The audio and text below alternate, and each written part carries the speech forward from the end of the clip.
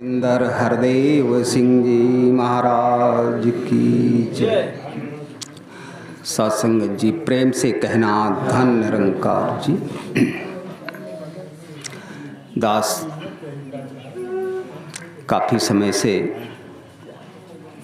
आप संत जन भक्तजन महापुरुषों की तरफ से सुंदर सुंदर गीत एवं विचार श्रवण करने का मौका मिला। सत्संगत जी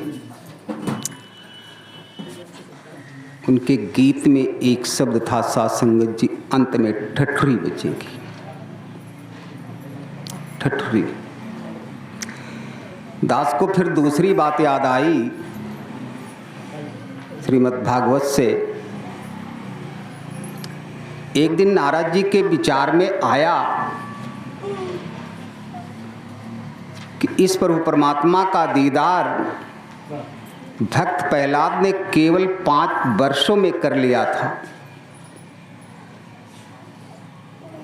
इतनी छोटी सी उम्र में।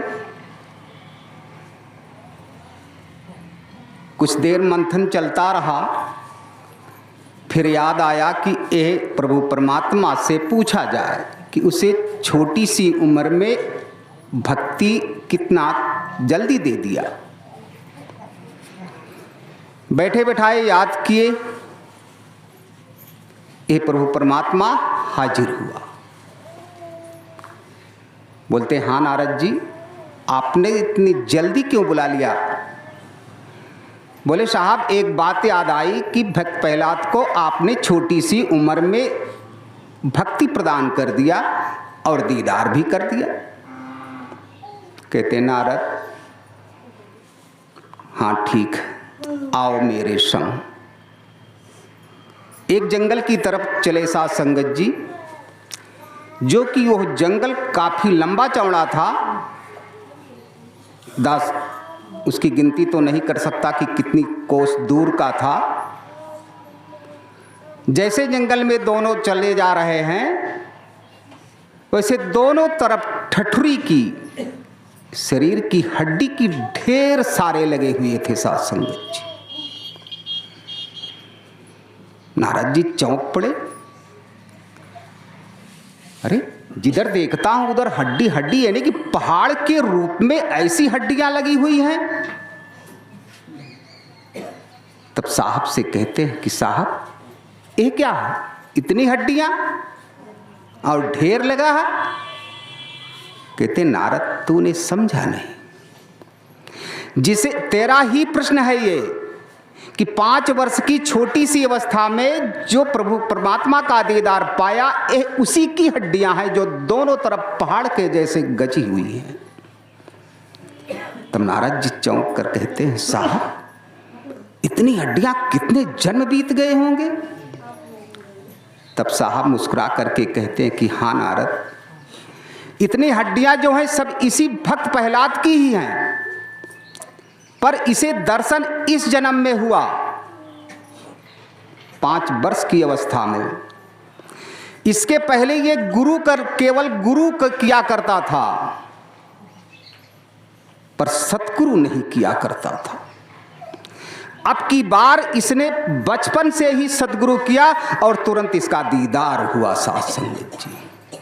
तब नारद जी चरणों पर गिर करके क्षमा मांगते हैं, प्रभु तेरी करनी तेरा लेखा, तेरा जोखा तू ही समझी।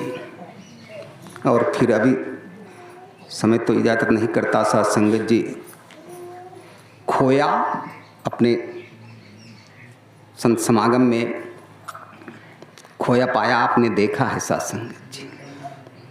खोया पाया। एक महात्मा की दुकान एक चौराहे पर थी और दुकान जब खोलते थे तो जब सत्संग का समय होता था तो वो पहले ब्रह्मज्ञान नहीं लिए थे सत्संगत जी। दुकानदार महात्मा जो उस रास्ते से गुजरते थे कि हाँ सत्संग जा रहे हैं लोग, तब वो अपने मन में बहुत क्रूर की बात किया करते थे कि व्यर्थ के लोग वहां पर जा रहे हैं समय बिताने को। मन में ऐसा कई महीनों तक चलता रहा कि व्यर्थ का समय बिताने जा रहे हैं। कमाते खाते नहीं, वहाँ 2 घंटे 4 घंटे का समय व्यतीत कर रहे हैं। फिर महात्मा जी के मन में यह विचार आया कि यार कुछ ना कुछ तो बात होगी, जरा चल के हम तो भी देखें। तो वही कबीर साहब की बात याद आई दास को। तो महात्मा जी चले सत्संग की ओर।